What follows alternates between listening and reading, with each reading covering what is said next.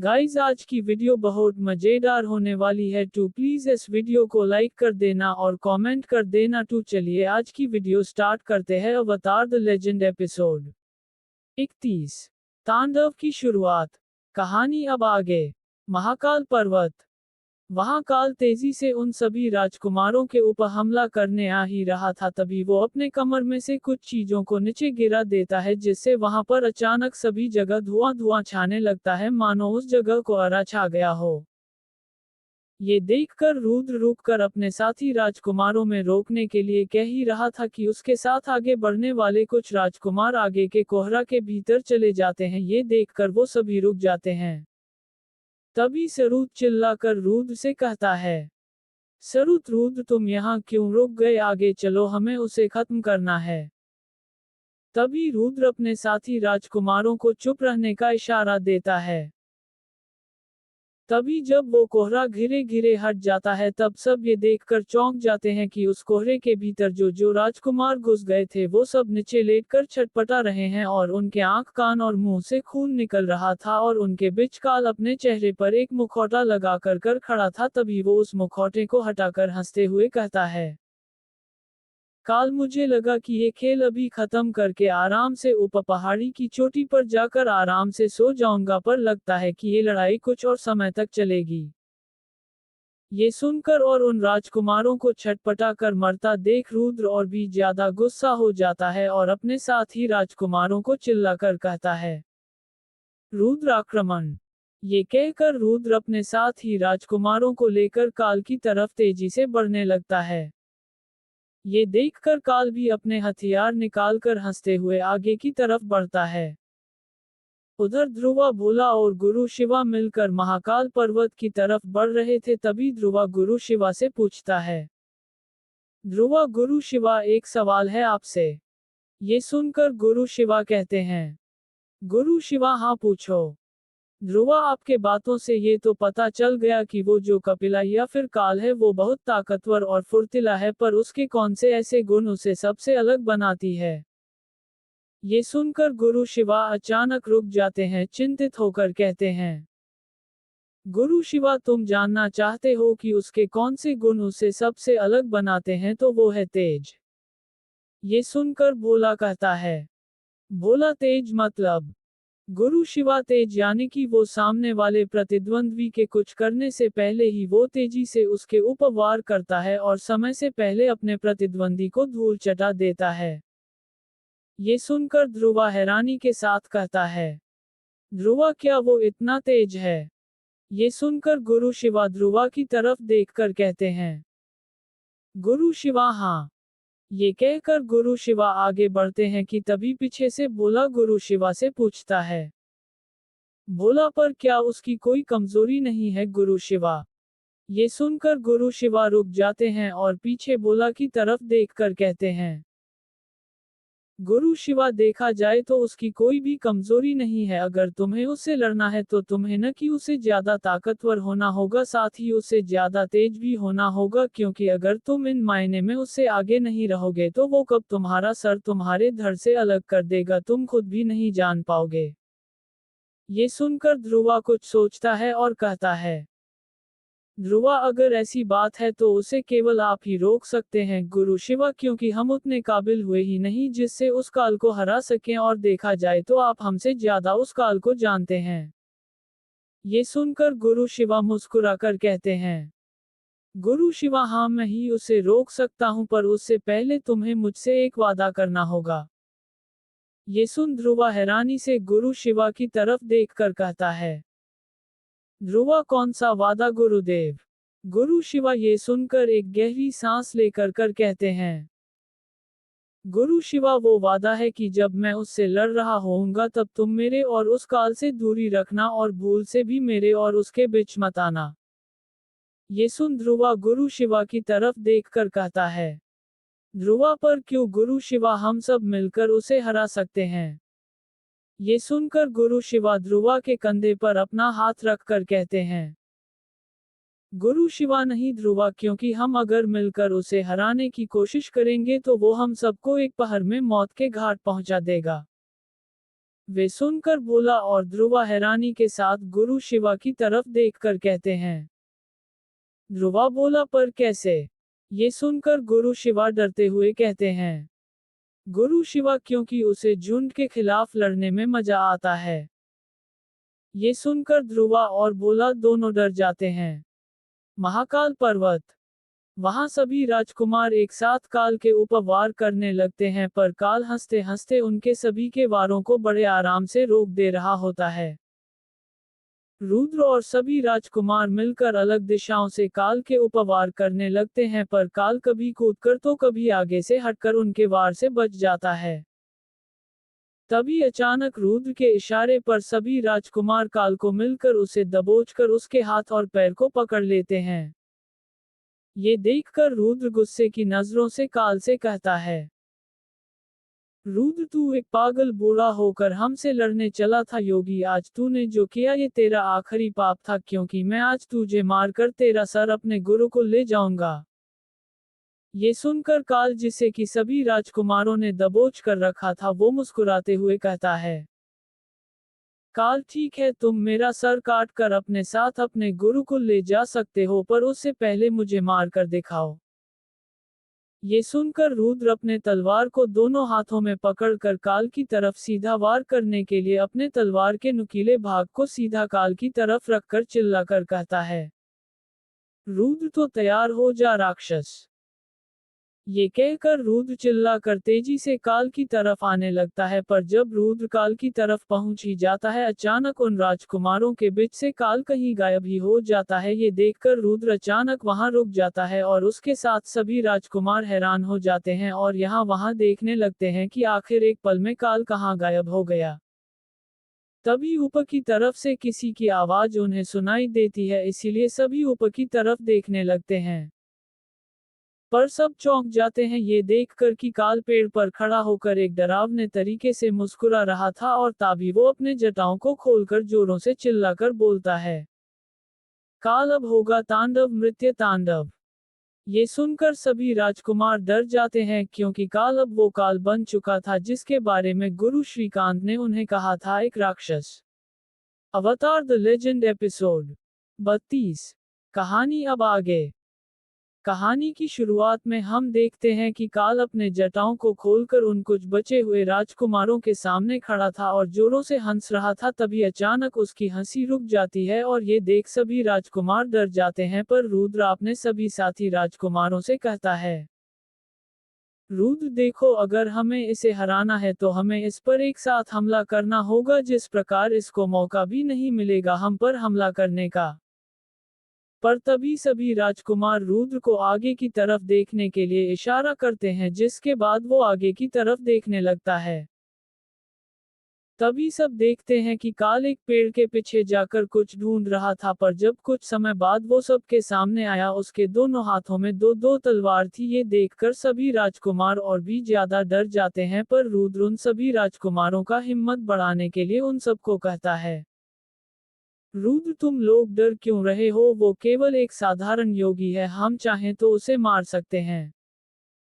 ये सुनकर एक राजकुमार अपने तलवार के साथ अकेले ही काल की तरफ जाकर उसके ऊपर हमला करने ही वाला था कि काल तेजी से अपने तलवारों की मदद से एक बार में ही उस राजकुमार को बीच से ही दो टुकड़े कर देता है।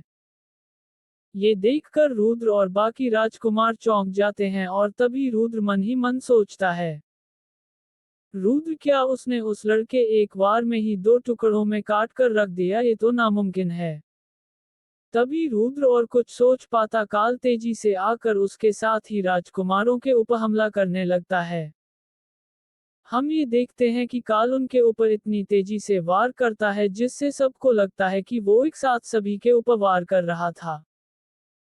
ये देखकर रुद्र और बाकी राजकुमार और भी ज्यादा डर जाते हैं क्योंकि काल तेजी से उनके सभी साथियों को मौत के घाट पहुंचाकर उनके पास आ रहा था। ये देखकर रुद्र और कुछ बाकी राजकुमार वहां से भागने लगते हैं।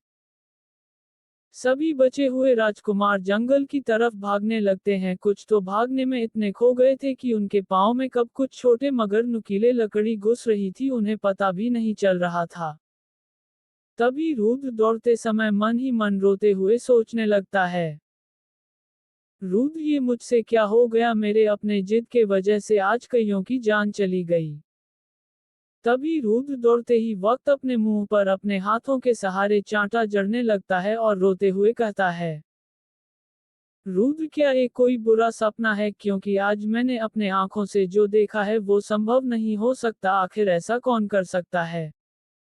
तभी उसके आंखों के सामने कुछ दृश्य दिखने लगता है जिसमें काल सभी राजकुमारों को एक एक करके मार रहा था।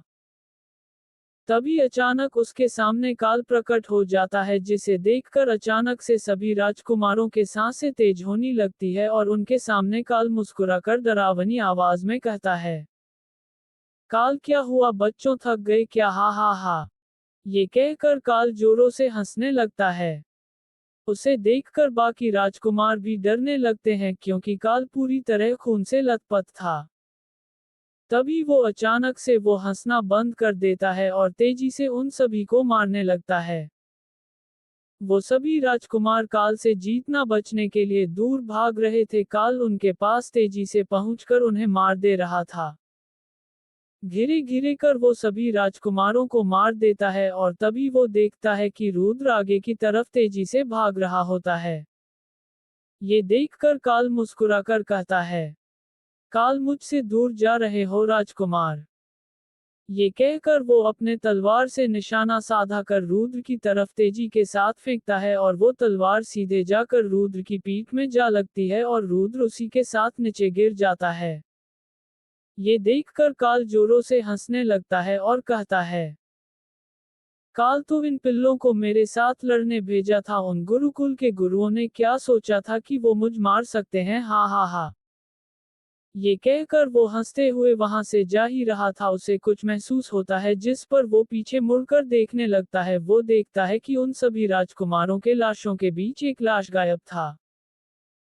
ये देखकर वो और कुछ सोच पाता, रुद्र तेजी से आकर काल के गर्दन के ऊपर वार करने के लिए अपना तलवार घुमा चुका था, जो कि काल के गर्दन के बहुत नजदीक आ चुका था, पर काल अपनी फुर्ती से पीछे हो जाता है और रुद्र की जानलेवा हमले से बच जाता है, पर तलवार के वार से उसके कुछ जटाएं कट जाते हैं।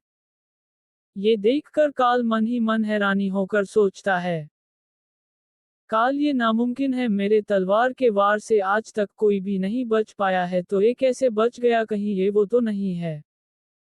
तभी वो देखता है कि रुद्र अपने तलवार के साथ काल से कहता है, रुद्र, तो ये तुम्हारी ताकत है तेज, तुम अपनी तेज की ताकत से हमसे लड़ रहे थे, पर तुम भूल गए कि मैं कौन हूं।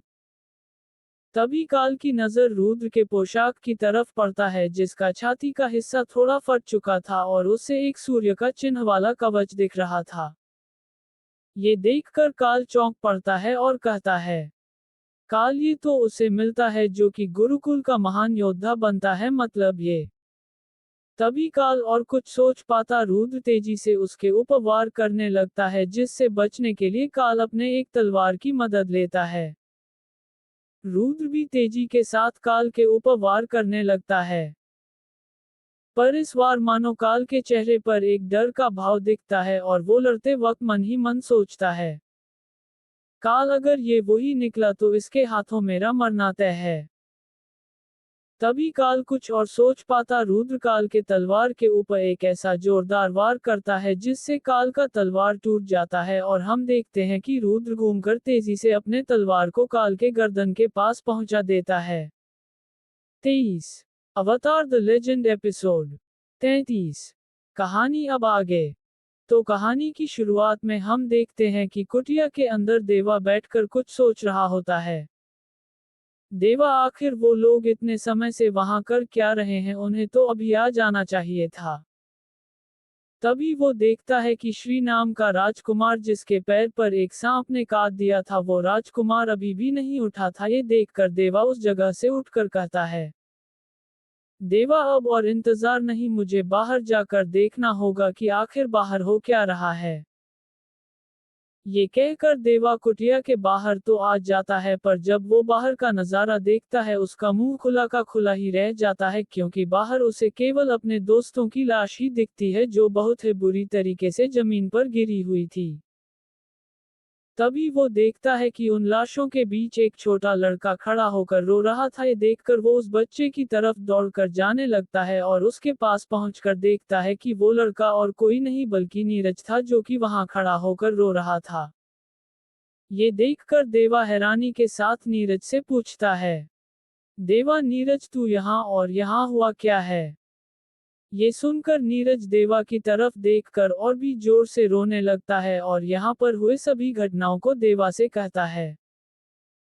वहां रुद्र की तलवार काल के गले तक पहुंच चुका था, पर तभी काल तेजी से रुद्र के पीछे आ जाता है और कहता है, काल तुम तेज हो पर इतना भी नहीं कि तुम मुझे हरा सको। ये कहकर काल अपने दाएं हाथ की उंगली के सहारे रुद्र के गले पर एक ऐसा वार करता है कि जिससे रुद्र वही बेहोश हो जाता है। रुद्र बेहोश होते समय देखता है कि उसके सामने काल अपनी तलवार उठा रहा था। कुछ समय बाद जब रुद्र की आंख खुलती है तो वो खुद को एक वीरान सी जगह पर पाता है, जहाँ की मिट्टी लाल और काले रंग की थी और आसपास के सभी घर जले हुए स्थिति में थे। ये देख रुद्र घिरे घिरे कर उठने लगता है। तभी वो सामने देखता है कि काल अपने नए दो तलवारों के साथ खड़ा था और उसके कुछ समय बाद वो रुद्र के पास घिरे घिरे कर आने लगता है। काल रुद्र के पास पहुंचकर कहता है, काल मुझे पता है कि तुम्हें दिख रहा होगा कि आसपास की सभी घर जले हुए हैं और यहाँ की मिट्टी कुछ कुछ लाल रंग की और कुछ कुछ काले रंग की है, क्यों सच है ना? ये सुनकर रुद्र गुस्से की नजरों के साथ काल से पूछता है, रुद्र तुम मुझे यहाँ क्यों लाए हो? तुम चाहते तो मुझे उस समय भी मार सकते थे जब मैं बेहोश होकर पड़ा था। ये सुनकर काल हंसते हुए कहता है, काल मुझे पता था कि तुम्हें यहाँ के माहौल से कोई फर्क नहीं पड़ता, क्योंकि तुम हो ही ऐसे वंश के जिसे आम इंसानों से कोई फर्क नहीं पड़ता कि वो जिए या फिर मर जाएं। इसके बाद काल कुछ देर शांत होकर कहता है, काल ठीक है, कोई बात नहीं, अगर तुम पूछना नहीं चाहते तो फिर भी मैं तुमसे यहाँ के इस माहौल के होने का कारण बताना चाहता हूँ, क्योंकि वैसे भी तुम कुछ देर बाद यहाँ रहोगे नहीं। ये सुनकर रुद्र काल को गुस्से से घूरने लगता है। काल कहता है, काल ये आसपास तुम जो घर देख रहे हो ना, वो सब पहले से ऐसे टूटे फूटे अवस्था में नहीं थे। यहाँ पर लोग रहा करते थे, यहाँ के लोग नाच कीर्तन किया करते थे, घरों में लोग सुख शांति से रहा करते थे। ये एक गांव था, एक खुशहाल गांव। ये सुनते वक्त रुद्र आसपास के घरों की हालत देखने लगता कि तभी काल गंभीर स्वर से कहता है, काल सब ठीक था, पर एक दिन तुम जैसे राजकुमारों ने यहाँ आकर इस स्वर्ग की जैसे दिखने वाली जमीन को पूरी तरीके से नर्क में बदल दिया, और वो भी किस लिए? एक सोच के लिए कि कोई भी नीच जाति धर्म वाला लड़का आगे नहीं बढ़ सकता, एक निचले जाति वाला लड़का योद्धा नहीं बन सकता। तुम जैसे राजकुमारों के वजह से मेरे जैसे निचले जाति वाले लड़के कभी आगे नहीं बढ़ पाए, क्योंकि तुमने हमेशा हमें नीच नजरों से देखा है। तुम्हारी नजर में एक नीच जाति वाला लड़का केवल एक मजदूर, दास और गुलाम ही बन सकता है। ये सुनकर रुद्र हैरानी के साथ काल को देखने लगता है, क्योंकि उसने कभी भी ये सब बातें किसी से सुनी नहीं थी। तभी काल गुस्से की नजरों से रुद्र से कहता है, काल तुम ये मिट्टी देख रहे हो कि ये काले रंग का और लाल रंग का है। तुम्हें लग रहा होगा कि ये मिट्टी ऐसे ही है, पर इसके पीछे एक राज है, और वो राज ये है कि इस मिट्टी का रंग काला इसलिए है क्योंकि इस गांव का हर इंसान जलकर मारा गया था उस दिन, जिस दिन तुम्हारे गुरुकुल के राजकुमारों ने आकर इसी जगह के लोगों को जिंदा जलाया था, जिससे उनके शरीर के हर कण काला रंग का हो गया और उनके शरीर से निकलने वाले काले अंश सब इस मिट्टी से जुड़ गए। और बात अगर लाल रंग का, तो वो तुम्हारे राजकुमारों का है। ये सुनकर रुद्र चौंक जाता है और तभी काल गुस्से से रुद्र को कहता है, काल मुझे पता था कि तुम इस बात पर जरूर गुस्सा होगी, क्योंकि जब तुम जैसे राजकुमारों के उपकष्ट आए तो ठीक, पर हम जैसे के उपकष्ट आए तो कुछ नहीं। ये कहकर काल रुद्र के पास एक तलवार फेंकता है, जिसे रुद्र पकड़ते ही काल उसके ऊपर जानलेवा हमले करने लगता है। इसी हमले के दौरान काल चिल्ला चिल्ला कर रुद्र से कहता है, काल आखिर क्यों तुम सब में यही बात दिखती है? रुद्र कोशिश करता रहता है काल के वार से बचने के लिए, पर काल उसी दौरान रुद्र के पेट पर एक ऐसा लात मारता है जिससे रुद्र के मुंह से खून निकलने लगता है और वो नीचे गिर जाता है। ये देखकर काल गुस्से से रुद्र के चेहरे पर दे धड़ाधड़ घुसे मारने लगता है और रुद्र के गले को पकड़कर उसके मुंह पर एक ऐसा जोरदार मुक्का मारता है जिससे रुद्र दूर जाकर एक पेड़ पर जा टकराता है और पूरी तरह खून से लथपथ होकर उठने लगता है। उसे इस तरह उठता देख गुस्से से काल अपनी तलवार को रुद्र की तरफ फेंकता है, जो कि सीधे रुद्र के सर के पास पहुंच जाता है। पर अचानक हम देखते हैं कि रुद्र तक वो तलवार पहुंचता कहीं से एक तलवार आकर उस तलवार को काट देता है, जिसे देखकर काल चौंक पड़ता है और वो रुद्र के पीछे देखता है कि कुछ लोग वहां आ चुके थे। ये देखकर रुद्र अपने पीछे मुड़कर देखता है और मुस्कुराकर कहता है, रुद्र आखिर तुम आ गए। और तब हम देखते हैं कि वहां गुरु शिवा, भोला और ध्रुवा पहुंच चुके थे। 23 अवतार द लेजेंड एपिसोड 34 गुरु शिवा के कुछ यादें। कहानी अब आगे। कहानी की शुरुआत में हम देखते हैं कि ये दृश्य उस समय का होता है जिस समय गुरु शिवा एक साल के बालक हुए करते थे और दुर्भाग्य से उन्हें कुछ बुरे राजकुमार पीट रहे थे। उन बुरे राजकुमारों से बचकर शिवा दौड़कर गुरुकुल के पीछे वाली खेत में चला जाता है, पर वो बुरे राजकुमार शिवा को ढूंढ लेते हैं। उन सभी राजकुमारों को देखकर शिवा डर जाता है और रोते हुए कहता है, शिवा देखो, अगर तुम मेरे और पास आए तो देख लेना, मैं मेरे पिता से तुम सबका शिकायत कर दूंगा। ये सुनकर वहां खड़े सभी राजकुमार हंसने लगते हैं और उनके बीच में से एक राजकुमार आगे आकर शिवा से कहता है, नील, क्या कहा तूने, तू हमारी शिकायत अपने पिता से कर देगा। ये कहकर वो राजकुमार शिवा के पास आने लगता है। उस राजकुमार को अपने पास आता देख शिवा अपने पीछे जाने लगता है, पर नीचे कीचड़ होने की वजह से शिवा वहीं गिर जाता है, जिससे शिवा उस कीचड़ से लथपथ हो जाता है और जोर जोर से रोने लगता है। उसका ऐसा रोता हुआ शक्ल देखकर सामने वाले सभी राजकुमार उसके ऊपर हंसने लगते हैं, पर कुछ समय हंसने के बाद वो सब शिवा के पीछे किसी को देखते हैं और उसे देखकर सभी की हंसी अचानक से उड़ जाती है और सभी राजकुमार वहां उस खेत से दौड़ते हुए गुरुकुल के अंदर चले जाते हैं। उन सभी को वहां से डरते हुए भागता देख शिवा अपने पीछे मुड़ता है और किसी को देखकर खुश होकर कहता है, शिवा कपिला भैया आप। तब हम देखते हैं कि उसके पीछे जवां कपिला खड़ा था, जो कि उस खेत के पास कुछ पौधे लगा रहा था। वो शिवा को उस खेत के पास ही एक नदी के तट पर खड़ा कर उस नदी के पानी से शिवा के शरीर से सारे कीचड़ को धोकर शिवा को साफ कर रहा था कि तभी उस समय शिवा हंसते हुए कह रहा होता है, शिवा कपिला भैया, अच्छा हुआ आप यहाँ थे, अगर आप आज यहाँ नहीं होते तो वो सब राजकुमार तो आज मुझे मार ही देते। इसके बाद शिवा के कहे कुछ बातों को कपिला बड़े ध्यान से सुनता है और कुछ देर बाद जब शिवा के शरीर से सारे कीचड़ धो जाते हैं तो कपिला मुस्कुराकर कहता है, कपिला तो शिवा, अभी मैं तुमसे एक सवाल पूछूंगा तो क्या तुम मुझे उसका जवाब दे सकते हो। ये सुनकर शिवा खुशी से कहता है, शिवा हाँ जरूर।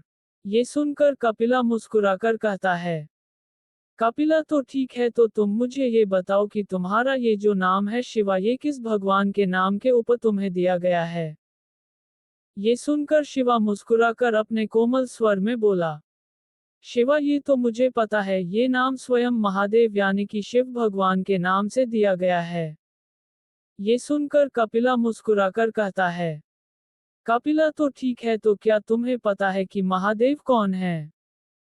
ये सुनकर शिवा कहता है, शिवा हाँ मुझे पता है, महादेव इस संसार के सभी देवी देवताओं से अधिक शक्तिशाली हैं और वो। तभी शिवा हंसते हुए और कुछ कह पाता कपिला बीच में उसके बातों को रोककर उसे पूछता है, कपिला तो क्या तुम इस नाम के लायक हो। ये सुनकर अचानक से शिवा की हंसी रुक जाती है और वो निराश होकर अपने सर को नीचे की तरफ करके दुख भरे स्वर में कहता है, शिवा नहीं। ये सुनकर कपिला निराश से भरे शिवा के झुके हुए सर को ऊपर करके कहता है, कपिला और ऐसा तुम्हें क्यों लगता है शिवा। ये सुनकर निराशा हुआ शिवा कपिला से कहता है, शिवा क्योंकि मैं कमजोर हूं। ये सुनकर कपिला मुस्कुराकर शिवा के सर के ऊपर हाथ रखकर कहता है, कपिला इस बार तुमने गलत जवाब दिया, असल में तुम नहीं बल्कि तुम्हारी सोच कमजोर है। ये सुनकर शिवा हैरान होकर कपिला से कहता है, शिवा क्या ये बात सच नहीं है? असल में मैं एक कमजोर दुबला पतला लड़का हूँ जिसे लड़ना तो छोड़ो ठीक से चलना भी नहीं आता। ये सुनकर कपिला शिवा से कहता है, कपिला ऐसा नहीं है शिवा, तुम इस बात पर खुद को कमजोर कह रहे हो कि तुम एक दुर्बल लड़के हो इसीलिए। हंसते हुए सच कहूं तो मैं जब आज से करीब 7 साल पहले यहाँ आया था तो मैं भी तुम्हारी तरह कमजोर दिख रहा था, पर मुझ में एक जज्बा था कि इस गुरुकुल में आऊं और यहाँ से एक योद्धा बनकर अपने गांव वापस जाऊं, और पता है ये जोश जज्बा किसने मेरे अंदर भरा? ये सुनकर शिवा हैरानी के साथ कपिला से पूछता है, शिवा किसने? ये सुनकर कपिला शिवा के कंधों पर अपना हाथ रखकर कहता है, कपिला तुम्हारे पिता जो कि मेरे गुरु हैं, उन्होंने मेरे अंदर ये जज्बा भरा कि मैं भी कुछ कर सकता हूँ, मैं भी कुछ बन सकता हूँ। पता है मुझ जैसे निचले स्तर वाले जाति के लड़के के लिए ये सब एक सपना था, पर तुम्हारे पिता के लिए मैं आज मेरे सपने के बहुत नजदीक हूँ। ये सुनकर शिवा मुस्कुराकर कपिला को देखता है। कपिला जोश भरे अंदाज में कहता है, कपिला पता है जब मैं आज से कुछ दिन बाद होने वाले प्रतियोगिता में जीत कर जब एक महान योद्धा बन जाऊंगा, मैं अपने गांव जाऊंगा और वहां के सभी गांव के बच्चों को मैंने आज तक इस गुरुकुल से जो भी सीखा है उन्हें सब सिखाऊंगा, जिससे वो भी मेरी तरह एक योद्धा बन सकें। ये सुनकर शिवा के मन में भी जोश भर आता है। उसे जोश में देखकर कपिला कहता है, कपिला मैंने मेरे जीवन में एक बात हमेशा जाना है कि अगर तुम अपने दिलो दिमाग में ये ठान लो कि तुम अपने जीवन में कुछ बन सकते हो तो तुम्हें वो बनने में कोई भी नहीं रोक सकता। और तब हम देखते हैं कि उसके अगले दिन से ही शिवा कपिला के साथ मिलकर गुरुकुल के सारे शिक्षा लेने लगता है और इसमें कपिला शिवा की पूरी मदद करता है। वर्तमान समय। और अब हम देखते हैं कि वही शिवा जो बड़े होकर गुरु शिवा बन चुके हैं, वो कपिला जो कि अब काल बन चुका है, उसके सामने एक तलवार पकड़े खड़े हैं और हम देखते हैं कि पास ही ध्रुवा भोला दिनो रुद्र के पास खड़े थे। 24 अवतार द लेजेंड एपिसोड 35 पुराने जख्म। कहानी अब आगे। कहानी की शुरुआत में हम देखते हैं कि गुरु शिवा अपने तलवार को दायां हाथ में पकड़कर काल के सामने खड़े थे और उनके पास ही ध्रुवा और भोला रुद्र के पास खड़े थे। गुरु शिवा को देखकर काल पहले तो मुस्कुराता है, पर बाद में गुस्से भरी नजरों से गुरु शिवा से कहता है, काल क्या सच में शिवा तुम आज यहाँ इतने सालों के बाद आए हो और वो भी मुझे मारने? ये सुनकर गुरु शिवा शांत भरे स्वर में काल से कहते हैं, गुरु शिवा ऐसी बात नहीं है कपिला, मैं तुमसे लड़ने नहीं बल्कि मेरे गुरुकुल के राजकुमारों बचाने आया हूँ। ये सुनकर काल हंसते हुए कहता है, काल हा हा हा ठीक है, अगर तुम यहाँ इन राजकुमारों को बचाने आए हो तो ये तुम्हारी सबसे बड़ी गलती होगी, क्योंकि आज यहाँ इस पर्वत में जी भी है वो सब मारे जाएंगे। ये सुनकर गुरु शिवा काल से कहते हैं, गुरु शिवा मेरी बात को समझने की कोशिश करो कपिला, ये सब तुम्हारे दुश्मन नहीं है। असल में वो जो भी तुम्हारे दुश्मन थे या जिन लोगों ने तुमसे तुम्हारा सब कुछ छीन लिया था उन सबको तुम पहले से ही मार चुके हो। ये सब केवल कुछ निर्दोष बच्चे हैं, पर तुमने उन सबको भी मार दिया। ये सुनकर काल चिल्लाते हुए गुरु शिवा को सीधी उंगली दिखाते हुए कहता है, काल तो ये तुम मुझे बताओगे कि मुझे क्या करना है? ये सब मेरे दुश्मन है, पूछो इस लड़के से कि क्या ये और उसके साथी मुझे मारने यहाँ इस पर्वत में नहीं आए थे, पूछो इनसे पूछो। ये सुनकर गुरु शिवा चिंतित में पड़ जाते हैं।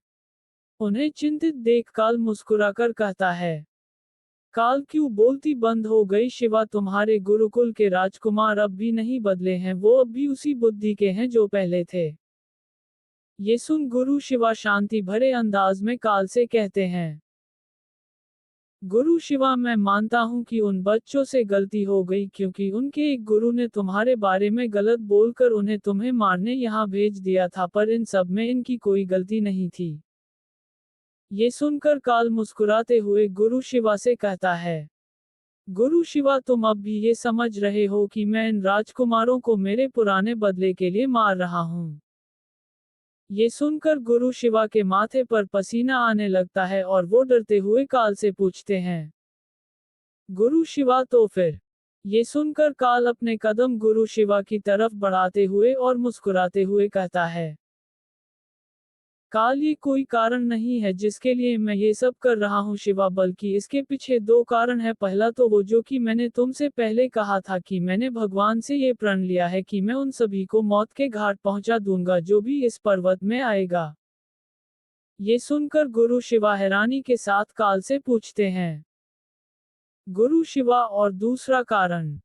ये सुनकर काल अचानक से अपने कदम को रोककर भारी आवाज में कहता है। काल, और वो दूसरा कारण है एक युद्ध। ये सुनकर गुरु शिवा के चेहरे पर डर का भाव दिखने लगता है, जिसे देखकर काल जोर जोर से हंसते हुए कहता है। काल, हाँ शिवा, हाँ, मेरा दूसरा कारण है एक युद्ध, एक ऐसा युद्ध जिसमें मुझे मृत्यु की प्राप्ति होगी। मैं वैसा युद्ध चाहता हूँ क्योंकि वचन लेने के बाद से जब भी मेरे सामने कोई भी आता वो मौत के घाट पहुंच जाता, जिससे मुझे जीतने की खुशी तो मिलती है पर वो आंतरिक संतुष्टि नहीं मिल पाई, जिसकी मुझे अब भी अपेक्षा है कि वो दिन जरूर आएगा जब मैं एक असली योद्धा से लड़ सकूं और एक योद्धा की मौत मर सकूं। ये सुनकर गुरु शिवा दुख भरे भाव से काल को कहते हैं। गुरु शिवा, क्या तुम पागल हो गए हो कपिला? तुमने अपने संतुष्टि के लिए उन सभी राजकुमारों को मौत के घाट पहुंचा दिया। ये सुनकर काल मुस्कुराकर कहता है। काल, पागल मैं नहीं, तुम हो चुके शिवा। क्या तुम्हें वो दिन याद नहीं जब वही गुरुकुल के राजकुमार मिलकर तुम्हें हर दिन तंग करते थे और तुम किस तरह उनसे बचने के लिए यहाँ वहाँ भाग रहे थे? तब मैंने ही तुम्हें उन सब से लड़ना सिखाया। वो मैं ही था जिसने तुम्हें इसी काबिल बनाया कि तुम आज उस गुरुकुल के एक गुरु हो। ये सुनकर गुरु शिवा घुटने के बल बैठकर जोर जोर से रोने लगते हैं। उन्हें रोता देख ध्रुवा और भोला का मन भी दुख से भर जाता है। तभी काल धीमी आवाज में गुरु शिवा से कहता है। काल, एक बात पूछूं शिवा, क्या तुम्हें मन नहीं करता था उन सभी राजकुमारों को मारने का? क्या ये बात सच नहीं है कि तुम केवल इसलिए मुझसे युद्ध विद्या सीख रहे थे कि तुम अपने दुश्मन राजकुमारों को मार सको? ये सुनते वक्त गुरु शिवा के आगे वो सारे दृश्य आने लगते हैं जिसमें कपिला काल उन्हें अपने युद्ध विद्या सिखा रहा था, और उन युद्ध विद्याओं को सीखते वक्त वो अपने दिमाग में केवल एक बात ठान कर रखते थे कि वो जब सभी विद्याएं सीख जाएंगे तो वो हर राजकुमार को मार देंगे जो कि उन्हें परेशान कर रहे थे। इसके बाद काल गुरु शिवा से कहता है। काल, सच कहूं तो तुम्हारे अंदर भी वो आग है जो मेरे अंदर है शिवा। उन सभी ने तुम्हें इसलिए गुरुकुल का गुरु बनाया है कि तुम मेरी तरह न बन सको, एक काल जिसे वो डरते हैं क्योंकि तुम में वो मुझे देखते थे। ये सुनते वक्त गुरु शिवा के आंखों के सामने वो सभी यादें दिखने लगती हैं जिसमें वो गुरुकुल के एक महान योद्धा बने थे और उस प्रतियोगिता में किस तरह अपने प्रतिद्वंदियों को हराकर विजेता हुए थे। इसके बाद उन्हें वो दिन भी याद आता है जिस दिन उन्हें गुरुकुल का गुरु का पद मिला था। ये सब याद करने के बाद गुरु शिवा खुद को संभाल कर खड़े होते हैं और अपने सर को झुकाकर गंभीर स्वर में काल से कहने लगते हैं। गुरु शिवा, तुम सही हो काल। ये सुनकर ध्रुवा और बोला हैरान होकर गुरु शिवा की तरफ देखने लगते हैं। गुरु शिवा इसके बाद काल से कहने लगते हैं। गुरु शिवा, हाँ, तुम सही हो काल कि मैंने तुमसे केवल इसीलिए शिक्षा ली कि मैं उन सब से बदला ले सकूं जिन लोगों ने मुझे तंग किया था, जिन लोगों ने मुझे हमेशा नीच समझा। पर तुम एक बात से गलत हो काल। ये सुनकर काल हैरानी से गुरु शिवा से पूछता है। काल, और वो बात क्या है शिवा? ये सुनकर गुरु शिवा अपने बंद आंखों को खोलकर काल से कहते हैं। गुरु शिवा, वो बात ये है कि भले ही मैं उस वक्त सभी राजकुमारों को मारना चाहता था, पर जब मैं एक गुरु बना तब मेरे मन में केवल एक बात आई कि मैं उन सभी राजकुमारों को शिक्षा दूंगा जो कि भविष्य में तुम जैसा बन जाए। मैं उन सभी राजकुमारों को शिक्षा देने लगा जिसमें मैं तुम्हें देखता था। ये कहते वक्त गुरु शिवा के आंखों के सामने वो पल आता है जिस समय उन्होंने ध्रुवा को पहली बार देखा था, जब ध्रुवा एक साल का बच्चा हुआ करता था और वो गुरुकुल के सामने वाले पेड़ के पीछे छुपकर गुरुकुल से शिक्षा ले रहा था। ये कहकर गुरु शिवा अपने हाथ में पकड़े तलवार को काल की तरफ करके कहते हैं, गुरु शिवा, पता है कपिला, मैंने कई सालों से खुद को इस समय के लिए तैयार किया है कि किसी दिन जब तुमसे मेरी लड़ाई होगी तो मैं तुम्हें हराकर मेरे पिता के उस भूल को ठीक करूं जिसके लिए वो आज भी वो खुद को दंड देते हैं कि आखिर उन्होंने क्यों तुम्हें चुना एक योद्धा बनाने के लिए, क्योंकि असल में तुम एक राक्षस हो। ये सुनकर काल के चेहरे पर गुस्से का भाव दिखता है, जिसे देखकर गुरु शिवा अपने तलवार के साथ काल की तरफ बढ़ने लगते हैं और कहते हैं, गुरु शिवा, मुझे पता नहीं कि आज रात मैं जीऊंगा या फिर मारा जाऊंगा, पर एक वचन तुम्हें मैं देना चाहता हूँ कपिला कि कल की सुबह देखने के लिए तुम बचोगे नहीं, क्योंकि आज मैं ये वर्षों से हो रही इस मौत के तांडव को शेष करने वाला हूँ। ये सुनकर कपिला मुस्कुराकर कहता है, कपिला, तुम मुझे अकेले नहीं हरा सकते शिवा। तभी गुरु शिवा के पीछे से किसी की आवाज सुनाई देती है, ध्रुवा ये अकेले नहीं है। इसके बाद हम देखते हैं कि ध्रुवा और बोला दिनों अपनी तलवार के साथ गुरु शिवा के पास आते हैं। ये देखकर काल समझ जाता है कि गुरु शिवा के साथ वो दो राजकुमार भी उसका मुकाबला करेंगे। ये सोचकर काल अपने तलवार को गुरु शिवा की तरफ करके कहता है, काल, लगता है आज की इस रात में मुझे वो युद्ध मिल ही जाएगा जिसके लिए मैं कई दिनों व्याकुल हूँ। इसके बाद हम देखते हैं कि गुरु शिवा, ध्रुवा और बोला सभी एक साथ मिलकर काल की तरफ बढ़ने लगते हैं और काल भी अपने तलवार के साथ तेजी से उनकी तरफ बढ़ने लगता है। 24 अवतार द लेजेंड एपिसोड 36। कहानी अब आगे। कहानी की शुरुआत में हम देखते हैं कि गुरु शिवा, ध्रुवा और बोला तीनों अपने तलवार के साथ काल की तरफ जाने लगते हैं, पर वहां काल भी अपनी पूरी ताकत से उनकी तरफ तेजी से आने लगता है। तभी हम देखते हैं कि गुरु शिवा, ध्रुवा और बोला की तरफ एक एक नजर घुमाकर कहते हैं, गुरु शिवा, क्या तुम सब तैयार हो पहले चरण के लिए? ये सुनकर ध्रुवा और बोला दोनों मुस्कुराकर एक साथ कहते हैं, ध्रुवा और बोला, जी गुरुदेव। ये कहकर दोनों गुरु शिवा से कुछ दूर अलग हो जाते हैं। ये देखकर काल हैरान होकर सोचता है, काल, ये क्या वो दोनों शिवा से दूर हो गए? तभी हम उन सभी को एक साथ देखकर जान पाते हैं कि गुरु शिवा ने ध्रुवा और बोला के साथ मिलकर पहले ही इस लड़ाई के लिए योजना बना दिया था। कुछ समय पहले हम देखते हैं कि गुरु शिवा ध्रुवा से डरते हुए कह रहे होते हैं, गुरु शिवा, क्योंकि उसे झुंड के खिलाफ लड़ने में मजा आता है। ये सुनकर ध्रुवा और बोला दिनों डर जाते हैं, पर तभी ध्रुवा गुरु शिवा से पूछता है, ध्रुवा, अगर उसे झुंड से लड़ने में मजा आता है तो हम तो उसे वैसे भी अकेले नहीं हरा सकते, तो इसका मतलब हम उसे किसी भी मैदान में नहीं हरा सकते। ये सुनकर गुरु शिवा ध्रुवा की बातों को गंभीरता से सोचते हैं और कुछ देर सोचने के बाद कहते हैं, गुरु शिवा, तुम्हारी बात बिल्कुल सही है ध्रुवा, कि हम ना ही उसे अकेले मार सकते हैं और ना ही हम उसे झुंड में मर सकते हैं, तो क्यों ना हम दोनों को एक साथ जोड़कर एक ऐसा योजना बनाते हैं जिससे हम उसे रोक पाएं।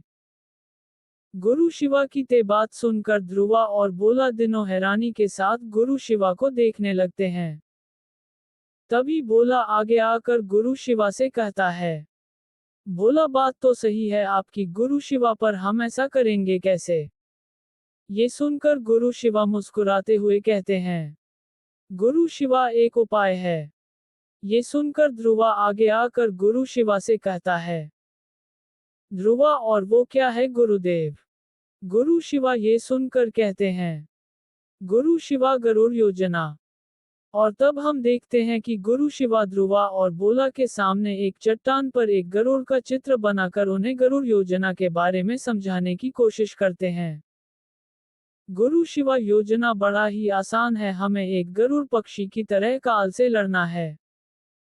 ये सुनते ही बोला गुरु शिवा से कहता है, बोला, आपकी बात तो सही है, पर हम गरुड़ की तरह तभी गुरु शिवा भोला की बातों को बीच में ही रोक कर कहते हैं, गुरु शिवा तुम दिनों पहले बात को समझने की कोशिश करो क्योंकि इस लड़ाई का फैसला तुम दिनों के समझने के ऊपर निर्धारित करता है। ये सुनकर ध्रुवा और भोला दिनों ध्यान से गुरु शिवा की बातें सुनने लगते हैं। इसके बाद गुरु शिवा उस गरुड़ के चित्र के द्वारा उन दोनों समझाते हैं, गुरु शिवा देखो ये योजना केवल एक इसे इंसान को मारने के लिए बनाया गया है जिसे तुम ना ही मिलकर हरा सकते हो और ना ही तुम अकेले उसे हरा सकते हो क्योंकि हर वो झुंड ये सोचता है कि वो एक साथ काल के ऊपर वार करेंगे तो वो काल को हरा देंगे पर ये उनकी सबसे मूर्खता वाली सोच है। असल में काल इसलिए उन्हें हरा देता था क्योंकि उन सब में एकता नहीं थी, सब अलग अलग सोचकर काल को मारने आते हैं। ये सुनकर ध्रुवा और भोला धीरे धीरे योजना को समझने लगते हैं। तभी गुरु शिवा कहते हैं, गुरु शिवा तो हमें करना ये है कि हम एक साथ उसके ऊपर हमला करेंगे पर अलग अलग दिशाओं से। ये सुनकर भोला गुरु शिवा से पूछता है, बोला किंतु गुरुदेव अगर हम अलग अलग दिशाओं से उसके ऊपर हमला करेंगे तो वो तो वैसे भी हमें मार देगा क्योंकि अलग अलग दिशाओं के कारण हम में एकता तो रहेगी ही नहीं। भोला की बात सुनकर गुरु शिवा मुस्कुराकर कहते हैं, गुरु शिवा तुम यहीं पर मात खा गए बोला। ये सुनकर ध्रुवा हैरानी के साथ गुरु शिवा से पूछता है, ध्रुवा वो कैसे गुरुदेव? ये सुनकर गुरु शिवा मुस्कुराते हुए उन दोनों से कहते हैं, गुरु शिवा वो ऐसे कि जब काल ये देखेगा कि हम सब भी उसके ऊपर वैसे ही हमला कर रहे हैं जैसा वो चाहता है, वो निडर होकर अपने वही तरीके से हम पर हमला करेगा पर वो ये नहीं जान पाएगा कि हम होंगे तो अलग अलग दिशाओं से पर हमारे सोचने का तरीका एक होगा। ये सुनकर ध्रुवा और भोला मुस्कुराते हैं और आगे की योजना के बारे में सुनने लगते हैं। वर्तमान समय हम देखते हैं गुरु शिवा तेजी से अपनी तलवार के साथ काल के ऊपर उनका पहला वार करते हैं जिसे काल आसानी से अपनी तलवार के सहारे रोक देता है पर वो और कुछ सोच पाता भोला गुरु शिवा के दाएं तरफ से तेजी से आकर काल के ऊपर अपने तलवार के सहारे हमला करता है जिसे तेजी से समझकर भोला के उस वार को काल रोकने जा ही रहा था। ध्रुवा अपनी तलवार के साथ काल के ऊपर वार करने लगता। सारे दिशाओं से हमला होता देख काल कूदकर पीछे हो जाता है। ये देखकर गुरु शिवा ध्रुवा और भोला तीनों मुस्कुराकर काल की तरफ देखने लगते हैं। ये देखकर काल गुस्से भरी नजरों से उन्हें कहता है, काल इसका मतलब तुम सबने कोई योजना बनाई है मुझे हराने के लिए। ये कहकर काल गुस्से से उन सभी के ऊपर हमले करने लगता है पर गुरु शिवा पहले आगे चले आते हैं और उसके वार को रोक देते हैं जिसका फायदा उठाकर भोला और ध्रुवा दिनों काल के ऊपर दे धड़ाम हमला करने लगते हैं। वहां रुद्र धीरे धीरे होश में आकर अपने सामने की तरफ देखता जहां वो देखता है कि गुरु शिवा ध्रुवा और भोला तीनों मिलकर हर दिशाओं से काल के ऊपर हमला कर रहे थे। ये देखकर रुद्र मुस्कुराकर कहता है, रुद्र अब तेरा अंत सामने है काल। वहां हम देखते हैं कि इतनी तेजी से हर हमले से बचने के लिए काल अपनी पूरी ताकत लगा देता है उन सभी को रोकने के लिए पर इस दौरान गुरु शिवा काल के पेट पर एक ऐसा लात मारते हैं जिससे काल दूर जाकर गिरने लगता है पर वो जमीन पर गिरते वक्त भोला तेजी से आकर उसका गला काट ही रहा होता है। काल उसके वर को रोक देता और अपनी तलवार के साथ नीचे गिर जाता है। वो उठ ही रहा होता है कि ध्रुवा भी तेजी से उसके ऊपर हमला करने के लिए उसके ऊपर कूद पड़ता है पर काल उठकर वहां से दूर चला जाता है पर गुरु शिवा देखते हैं काल थोड़ा थक चुका था। ये देखकर गुरु शिवा ध्रुवा और भोला को चिल्लाकर कहते हैं, गुरु शिवा दूसरा चरण। ये सुनकर ध्रुवा और भोला अपने तलवार को जोर से पकड़कर अलग अलग दिशाओं से दौड़ते हुए काल की तरफ आने लगते हैं। ये देखकर काल भी अपनी तलवार के साथ उन दोनों के तरफ बढ़ता है पर अचानक बीच में ही आकर गुरु शिवा काल के पेट पर अपनी तलवार से वार करने लगते हैं जिसे समझकर काल उन्हें रोक तो देता है पर ध्रुवा और भोला के वार से नहीं बच पाता जिससे उसके दोनों हाथों पर कुछ तलवार के लगने के चिन्ह दिखने लगते हैं। वो कुछ और सोचे पाता चारों तरफ से गुरु शिवा ध्रुवा और भोला बिजली की फुर्ती से काल के ऊपर हमला करने लगते हैं जिन्हें समझना काल के लिए बहुत मुश्किल हो रहा था कि आखिर वो करे तो करे क्या। वो इस हमले के दौरान सोचने लगता है, काल आखिर ये सब ऐसे कैसे मुझसे लड़ रहे हैं। तभी उसे कुछ याद आने लगता है जिसे याद करके वो मन ही मन सोचने लगता है, काल ये तो किसी जीव की योजना लग रही है, पर कौन सी जीव की योजना ये समझ में नहीं आ रहा। तभी वो अपने साथ होने वाले सभी वारों को बड़े ध्यान से देखने लगता है, जिसमें उसे सामने से गुरु शिवा के वार दिखते हैं और उनके पीछे के दाएं और बाएं तरफ ध्रुवा और भोला के वार दिखते हैं, जिन्हें देखकर काल के चेहरे पर एक मुस्कान दिखती है। वो मन ही मन सोचता है, काल गरुड़ योजना, ये लोग गरुड़ योजना से मुझ पर हमला कर रहे हैं। शिवा सामने से, यानी कि वो गरुड़ का सर है, और वो दोनों राजकुमार उसके दो पंख, यानी कि इन्हें हराने के लिए मुझे इनके अंतर मन को तोड़ना होगा। पर कैसे मैं इनके अंतर मन को तोड़ सकूं जिससे ये अलग हो जाएं। तभी वो रुद्र की तरफ देखने लगता है और मन ही मन सोचने लगता है, काल, हाँ, अगर मैं उस लड़के को मार दूं तो इनका जुड़ाव टूट जाएगा, क्योंकि ये दूसरा चरण है। मतलब पहला चरण मुझे थकाने के लिए था, दूसरा चरण जिसमें वो मुझे धीरे धीरे तोड़ रहे हैं, और आखिरी चरण यानी कि अंत जिसमें वो मुझे खत्म कर देंगे। मुझे किसी भी हालत में उस लड़के मारना होगा। ये कहकर काल पहले गुरु शिवा को आगे से अपने तलवार के सहारे खदेड़कर नीचे गिरा देता है और कूदकर रुद्र के पास जाने लगता है। उसे रुद्र के पास जाता देख वो तीनों तेजी से काल की तरफ जाने लगते हैं। वहां काल रुद्र के पास पहुंचकर उसके सीने में अपना तलवार घुसा पाता रुद्र के सामने देवा आ जाता है और अपनी तलवार के सहारे काल के वार को रोक देता है, जिसे देखकर रुद्र आश्चर्य होकर अपने सामन देवा को देखने लगता है। देवा इसके बाद काल के मुंह पर एक ऐसा गुस्सा मारता है जिससे काल पीछे हो जाता है। इसके बाद हम देखते हैं कि इतने समय से लड़ने के वजह से काल बहुत थक गया था। वहां इस बार 3 के बजाय 4 लोग काल के सामने अपने तलवार के साथ खड़े थे, गुरु शिवा, ध्रुवा, भोला और देवा। वहां कई सारे हमलों के कारण काल के शरीर से और मुंह से खून निकल रहा था, पर फिर भी वो हार न मानते हुए उनके सामने खड़ा था। 26 अवतार द लेजेंड एपिसोड 37। कहानी अब आगे। कहानी की शुरुआत में हम देखते हैं कि नीरज और देवा दोनों धीरे धीरे कर महाकाल पर्वत के चोटी पर पहुंच जाते हैं।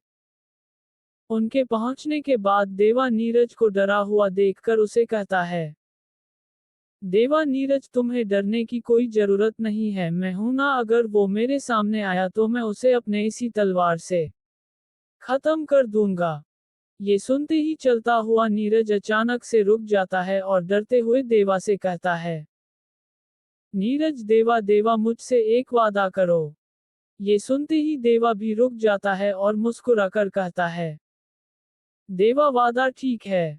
ये सुनते ही नीरज डरते हुए कहता है, नीरज, तो मुझसे ये वादा करो कि तुम उसके सामने नहीं आओगे। ये सुनते ही देवा हंसते हुए कहता है, देवा, क्या मतलब कि मैं उसके सामने ही न जाऊं।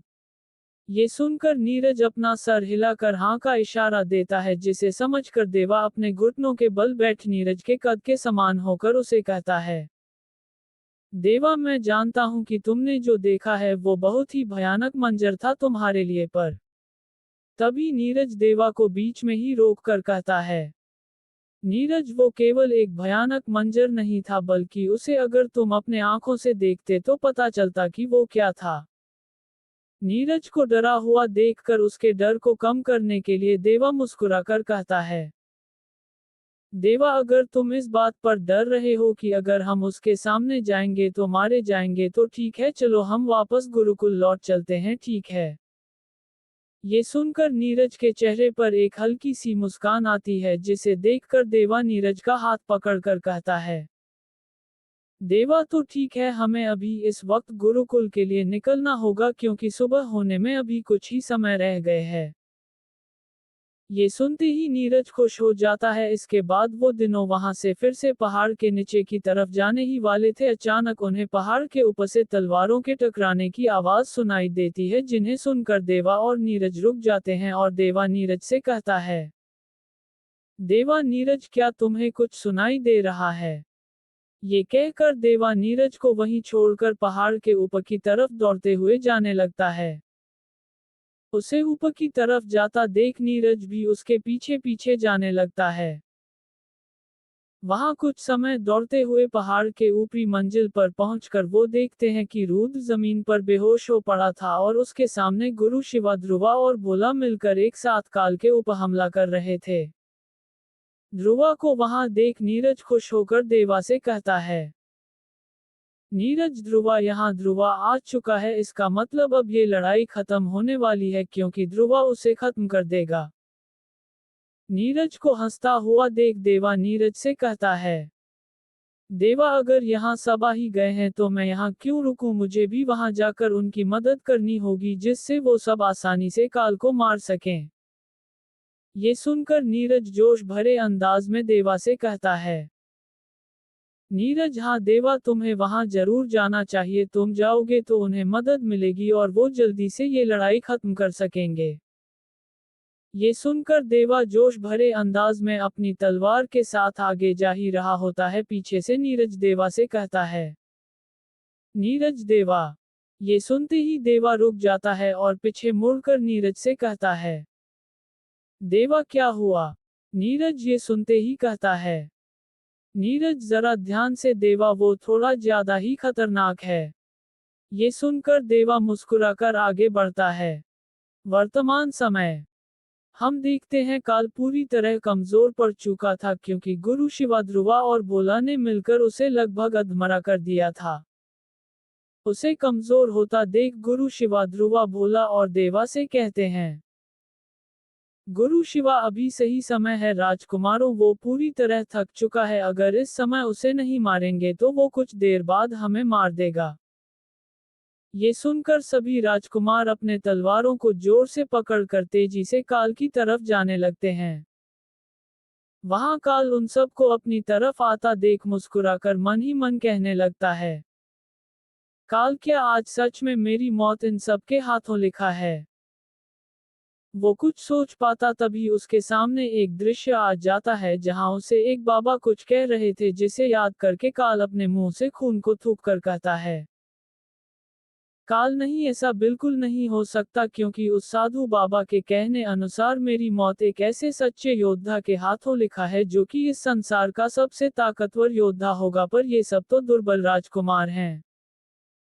तभी वो उन राजकुमारों के तलवारों को देखकर गुस्से भरी नजरों से कहता है, काल नहीं नहीं नहीं, मुझे अभी नहीं मरना है, मुझे उस योद्धा के लिए जीना होगा, उस योद्धा के लिए जो मुझे एक ऐतिहासिक युद्ध देगा जिसे पाकर मैं स्वर्ग जाऊंगा, ये तुच्छ राजकुमार मुझे नहीं मर सकते। चिल्लाते हुए तभी काल चिल्लाते हुए उन राजकुमारों के तरफ तेजी से जाकर उनके ऊपर हमला करने लगता है, जिससे बचने के लिए सभी अपने तलवार से उसे रोकने लगते हैं, पर इस दौरान गुरु शिवा तेजी से आकर काल के पेट के भीतर अपनी तलवार घुसा देते हैं, जिस देखकर बाकी राजकुमार चौंक जाते हैं क्योंकि उन्हें भी ये पता नहीं चला कि कब गुरु शिवा उनके पास आ चुके थे। वहां दूर से नीरज ये देखकर खुश होकर जोश के साथ कहता है, नीरज क्या बात है, गुरु शिवा ने उसे खत्म कर दिया, आज मेरे भाई का बदला पूरा हुआ। तब हम देखते हैं कि गुरु शिवा की तलवार पूरी तरह से काल के पेट को चीरकर उसके आर पार हो गई थी और वो काल जमीन पर घुटने के बल बैठकर नीचे जमीन की तरफ देख रहा था, जिससे उसके मुंह से खून की धारा निकल रही थी। जिसे देखकर गुरु शिवा ध्रुवा से उसकी तलवार लेकर काल के गले के पास रखकर उसे कहते हैं, गुरु शिवा अब क्या कहोगे कपिला, क्या ये थी तुम्हारी वो आखिरी लड़ाई जिसके लिए तुम इतने सालों से जिंदा थे? क्या ये थी वो लड़ाई जिसके लिए तुमने कई राजकुमारों को मौत के घाट पहुंचा दिया है? ये सुनकर काल गुरु शिवा से कुछ नहीं कहता, बल्कि वो अब भी अपने नीचे जमीन की तरफ ही देख रहा था। उसे ऐसे मरता देख गुरु शिवा के आंखों से आंसू आने लगते हैं और वो भी घुटने के बल बैठकर काल के चेहरे को देखकर चिल्लाते हुए कहते हैं, गुरु शिवा आखिर क्या मिला तुम्हें ये सब करके? हाँ, तुमने ये सब इस समय के लिए किया कि मैं तुम्हें खत्म करूं। ये सुनते ही अचानक काल धीमी आवाज में कुछ बोलने लगता है, काल नहीं, ये तुम्हारी गलतफहमी है कि तुम मुझे मार सकते हो शिवा। ये सुनकर सभी चौंक जाते हैं। गुरु शिवा काल के पास आकर गुस्से भरी नजरों से कहते हैं, गुरु शिवा क्या कहा तुमने? ये सुनकर काल गुरु शिवा की तरफ देखकर कहता है, काल हाँ, ये तुम्हारी एक गलत फहमी है कि तुम या फिर तुम्हारे ये छोटे राजकुमार मुझे मार सकते हैं, क्योंकि कि मेरा भाग्य मुझे ऐसी मौत नहीं देगा। ये सुनकर गुरु शिवा हंसते हुए काल से कहते हैं, गुरु शिवा जरा खुद को देखो कपिला, तुम मौत के बहुत करीब हो। मेरी तलवार तुम्हारे पेट के आर पार जा चुकी है और तुम कह रहे हो कि भाग्य तुम्हें ऐसी मौत नहीं देगी। ये सुनते ही काल मुस्कुराकर गुरु शिवा से कहता है, काल हाँ, पर तुम ये बात भूल रहे हो कि मैं कौन हूँ। मेरा नाम है काल, और पहली बात ये कि मैंने अभी तक मेरी आखिरी चाल नहीं चली है, और दूसरी और आखिरी बात यह है कि लड़ाई में दुश्मन तब तक नहीं मरता जब तक तुम चिल्लाकर कहता है उसका गला ना काट दो। ये कहकर चिल्लाते हुए काल अपने कमर में से एक चीज निकाल कर नीचे जोर से गिरा देता है, जिसके गिरते ही गुरु शिवा एक साथ ध्रुवा, देवा और भोला को लेकर वहां से कूदकर दूर चले जाते हैं। और हम देखते हैं कि काल जिस जगह घुटने के बल बैठा था उस जगह धुआं छा चुका था और सबको उस जगह केवल कोहरा ही दिख रहा था। 27 अवतार द लेजेंड एपिसोड 38 राक्षस का आगमन। कहानी अब आगे। कहानी की शुरुआत में हम देखते हैं कि गुरु शिवा और सभी राजकुमार दूर खड़े होकर काल के बनाए हुए कोहरे के हटने तक उसका इंतजार करने लगते हैं, जहां भोला गुरु शिवा से पूछता है, बोला गुरु शिवा, आखिर हम कब तक इस धुएं के हटने का इंतजार करेंगे? मेरे हिसाब से हमें इसी वक्त उसे मार देना चाहिए। ये सुनकर गुरु शिवा भोला से कहते हैं, गुरु शिवा, पता है दक्षिणी इलाकों में जब किसी जंगल में एक जानवर पागल हो जाता है तो वहां के लोग क्या करते हैं? वो लोग खेपरू धुएं का इस्तेमाल करते हैं और उस जानवर को मार देते हैं। जब वो जानवर उस धुएं को सूंघ देता है उसके आंख, कान और नाक में से खून निकलने लगता है, जिससे उसकी मौत हो जाती है। ये सुनकर देवा को याद आता है कि उसके सामने जो सभी राजकुमार मरे हुए पड़े थे उनके शरीर से भी ऐसे ही खून निकल रहा था। ये याद करके देवा गुरु शिवा से कहता है, देवा, आपने बिल्कुल सही किया गुरुदेव जो हमें यहाँ ले आए, क्योंकि उन राजकुमारों को भी उसने ऐसे ही मारा था।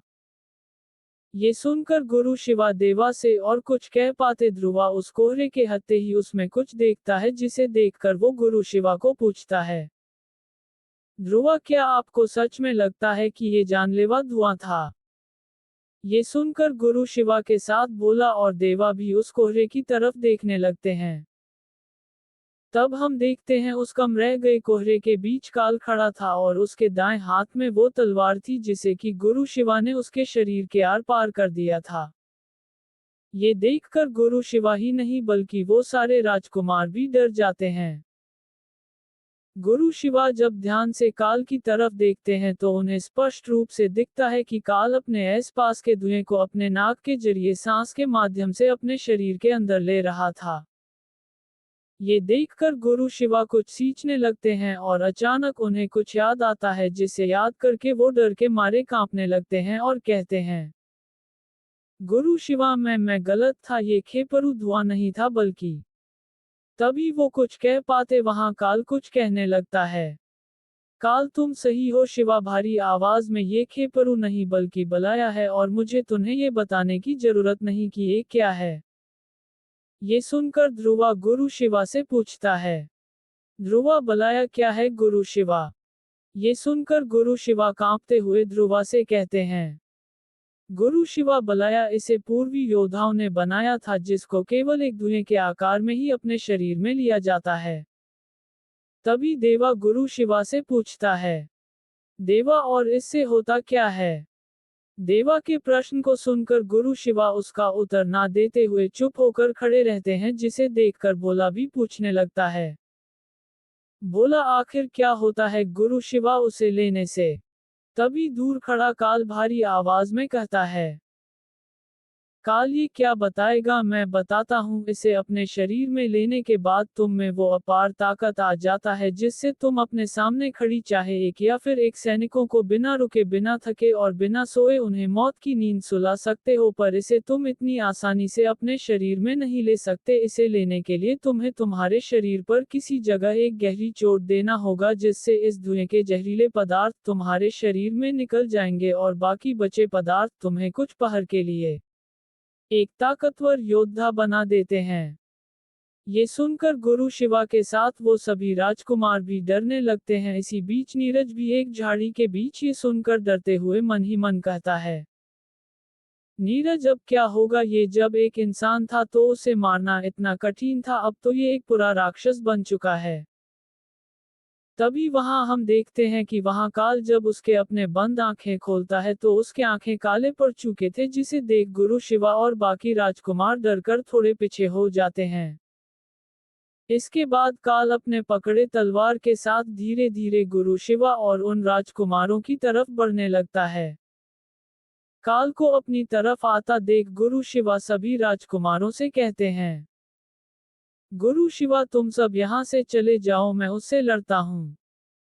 ये सुनकर ध्रुवा गुरु शिवा से कहता है, ध्रुवा गुरु शिवा ये आप क्या कह रहे हैं, हम आपको इसके साथ यहाँ लड़ने नहीं छोड़ सकते। ये सुनकर बोला भी गुरु शिवा के पास आकर कहता है, बोला हाँ गुरु शिवा हम आपको इसके साथ यहाँ नहीं छोड़ सकते। तभी देवा भी गुरु शिवा से कहता है, देवा हम भी आपके साथ उसे हराने में आपकी मदद करेंगे। ये सुनकर गुरु शिवा डरते हुए सभी राजकुमारों को कहते हैं, गुरु शिवा अब कुछ नहीं हो सकता, सब खत्म हो चुका है।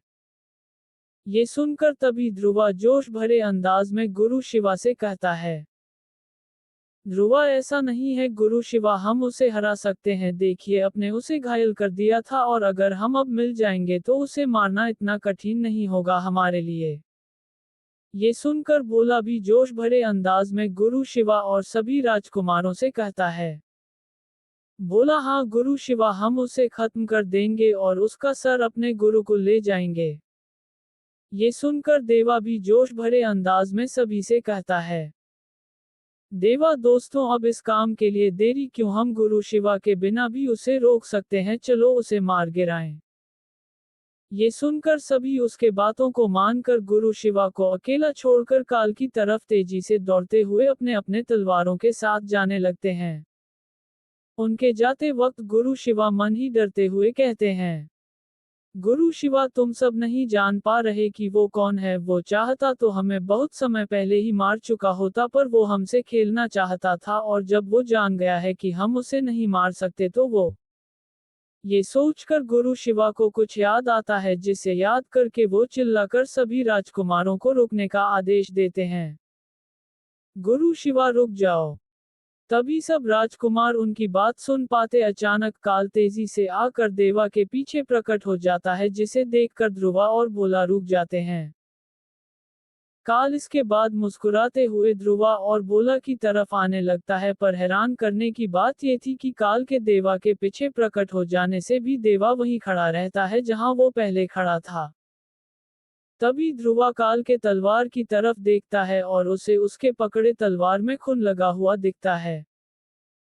ध्रुव और कुछ जान पाता वहां देवा अचानक से नीचे गिर जाता है, पर चौंकाने वाली बात ये होती है कि देवा जब गिरता है उसका शरीर 5 हिस्सों, सर, 2 हाथ और 2 पैर में बंध चुका हुआ होता है। ये देखकर ध्रुवा और भोला पूरी तरह चौंक जाते हैं, पर तभी काल तेजी से आकर ध्रुवा के गले के पास अपना तलवार लगा देता। 28 अवतार द लेजेंड एपिसोड 39 कहानी अब आगे। कहानी की शुरुआत में हम देखते हैं कि देवा के 5 टुकड़ों में बंध चुके लाश को देखकर ध्रुवा और भोला पूरी तरह से डर जाते हैं। उन्हें डरा हुआ देख काल अपने समय को व्यतीत न करते हुए तेजी से जाकर अपने तलवार से ध्रुवा का गला काटने वाला ही होता है। उन दिनों की बीच तेजी से गुरु शिवा आ जाते हैं और अपनी तलवार से काल के वार को रोक देते हैं और चिल्लाकर ध्रुवा और भोला से कहते हैं, गुरु शिवा तुम दोनों रुद्र को लेकर यहाँ से चले जाओ, मैं इसे रोकता हूँ, जाओ। चिल्लाते हुए ये सुनकर ध्रुवा और बोला अचानक से होश में आ जाते हैं और समय की बर्बादी ना करते हुए रुद्र को उठाकर वहां से भागने लगते हैं। उन्हें वहां से जाता हुआ देख गुरु शिवा काल को गुस्से भरी नजरों से देखकर कहते हैं, गुरु शिवा मेरे होते हुए तू उन सब का बाल भी बांका नहीं कर सकता। ये कह गुरु शिवा काल को अपने तलवार के जरिए पीछे ढकेलकर खुद से दूर कर देते हैं। ये देखकर काल मुस्कुराकर गुरु शिवा से कहता है, काल तो तुम मुझे रोकोगे शिवा नहीं, बिल्कुल नहीं, तुम मुझे नहीं रोक सकते शिवा, क्योंकि मैं तुमसे कई ज्यादा ताकतवर हूँ। ये सुनकर गुरु शिवा अपनी तलवार को जोर से पकड़कर कहते हैं, गुरु शिवा हाँ मुझे पता है कपिला कि तुम मुझसे ज्यादा ताकतवर हो, पर फिर भी मैं तुमसे लड़ूंगा, क्योंकि मुझे पता चल चुका है कि अगर आज मैंने तुम्हें नहीं रोका तो आज रात की तरह तुम आगे भी ऐसे निर्दोष राजकुमारों को मारते फिरोगे। ये कहते समय गुरु शिवा के आंखों के सामने उन सभी राजकुमारों का चेहरा आ जाता है जिन्हें उन्होंने मरने से पहले देखा था। ये याद करके गुरु शिवा भावुक होकर काल से कहते हैं, काल पता है तुमने जिन लड़कों को मारा है वो किसी राज्य के राजकुमार थे, उनके वंशज थे और उनके कुल के आखिरी चिराग थे, पर तुमने न केवल उन्हें मारा बल्कि तुमने उनके परिवार का और उनके उन आशाओं को भी मार दिया।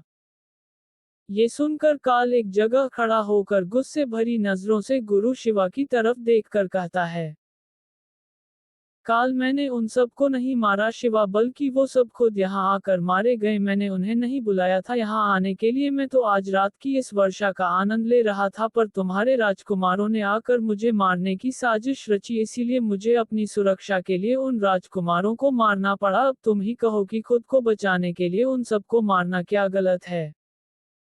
ये सुनकर गुरु शिवा गुस्से से काल से कहते हैं, गुरु शिवा बात खुद की सुरक्षा की नहीं है कपिला, तुम चाहते तो उन सबको बिना मौत के घाट पहुंचाए उन्हें रोक सकते थे, पर तुमने उन्हें मारने का फैसला किया क्योंकि तुम एक राक्षस हो। ये सुनकर काल पूरी तरह गुस्से से भर जाता है और तेजी से आकर गुरु शिवा के ऊपर अपने तलवार से वार करने लगता है, जिसे रोकने के लिए गुरु शिवा अपने तलवार की मदद से खुद को काल के वार से बचाने लगते हैं। पर इस बार काल इतने तेजी से और इतने जोर से गुरु शिवा की तलवार के ऊपर वार कर रहा था कि जिससे गुरु शिवा की तलवार धीरे धीरे टूटने लगती है। वहां ध्रुवा अपने कंधे पर रुद्र को लेकर तेजी से दौड़ते हुए उस पर्वत से निकलने लगता है। उसके साथ भोला भी दौड़ते हुए उस पर्वत से निकल रहा था। तभी अचानक उन्हें पर्वत के चोटी से तलवारों के टकराने की आवाज सुनाई देने लगती है, जिसे सुनकर वो दोनों पीछे मुड़कर पर्वत के चोटी की तरफ देखने लगते हैं। तभी भोला ध्रुवा से कहता है, भोला ध्रुवा मुझे लगता है कि हमने वहां उस राक्षस के साथ गुरु शिवा को छोड़कर बड़ा गलत किया है, हमें उनके साथ मिलकर उस काल को रोकना चाहिए था।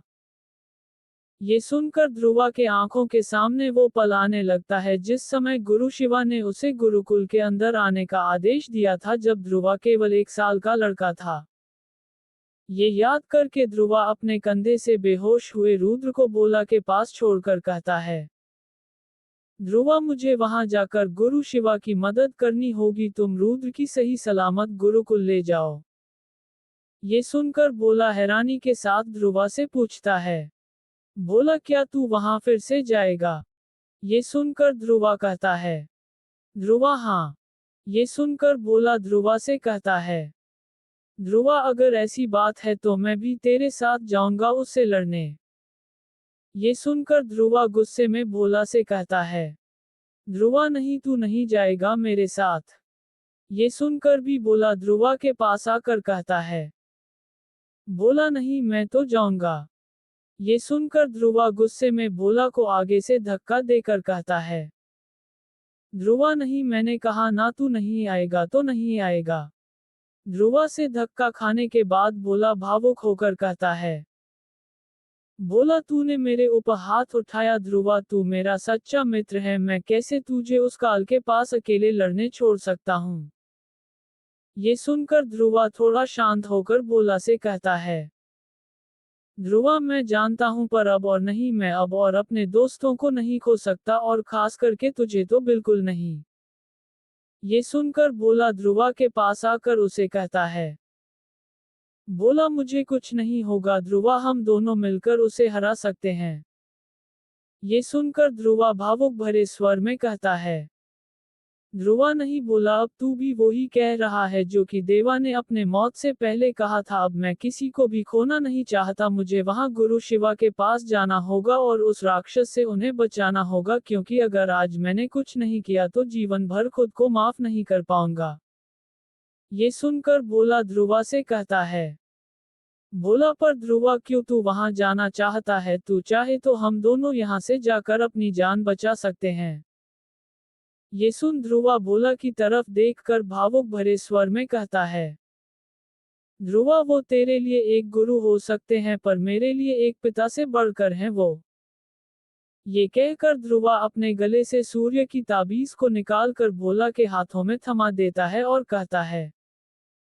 ध्रुवा मुझसे ये वादा कर भोला कि अगर मैं वापस नहीं लौटा तो तू ये ताबीज मेरी माँ को दे देगा और उसे कहना कि कोई ऐसा कोई दिन नहीं जिस दिन मैंने उसे याद ना किया हो। ये सुनकर भोला के आंखों से आंसू निकलने लगते हैं और वो रोते ध्रुवा से कहता है। भोला आखिर तू ऐसा क्यों कह रहा है? ये सुनकर ध्रुवा भोला से कहता है। ध्रुवा मुझसे वादा कर। ये सुनकर भोला रोते हुए एक गहरी सांस छोड़कर कहता है। भोला ठीक है। ये सुनते ही ध्रुवा भोला और रुद्र को वहां छोड़कर पर्वत के चोटी की तरफ तेजी से दौड़ते हुए जाने लगता है। उसे पर्वत के चोटी की तरफ जाता देख भोला जोर जोर से रोने लगता है। वहां काल के जबरदस्त वार के कारण गुरु शिवा पूरी तरह कमजोर पड़ चुके थे। काल तेजी से हर तरफ से गुरु शिवा के ऊपर वार कर रहा था। तभी इसी दौरान काल एक ऐसा जोरदार वार गुरु शिवा के तलवार पर करता है जिससे गुरु शिवा की तलवार पूरी तरह टूट जाती है और तलवार के टूटते ही काल गुरु शिवा के पेट पर एक लात मारता है जिससे गुरु शिवा कुछ दूर जाकर गिरते हैं। इसके बाद हम देखते हैं कि गुरु शिवा अब इतने कमजोर हो चुके थे कि वो ठीक से उठ भी नहीं पा रहे थे। उनके मुंह से खून निकल रहा था पर फिर भी वो खुद को संभालते हुए घुटनों के बल बैठकर काल को अपनी तरफ आता देखते हैं। काल इसके बाद गुरु शिवा के पास आकर उनके गले में अपनी तलवार रखकर कहता है। काल मैंने कभी भी अपने सपने में भी ये नहीं सोचा था कि तुम मेरे हाथों मारे जाओगे शिवा। ये सुनकर गुरु शिवा मुस्कुराकर कहते हैं।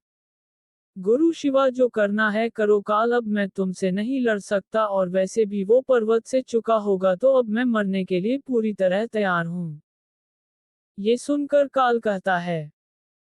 काल मैं जानता हूं कि तुम केवल उस सूर्य की ताबीज पहनने वाले लड़के को बचाने के लिए मुझसे लड़ रहे थे। आखिर वो है कौन जिसके लिए तूने इतनी पीड़ा सही? क्या लगता है वो तेरा?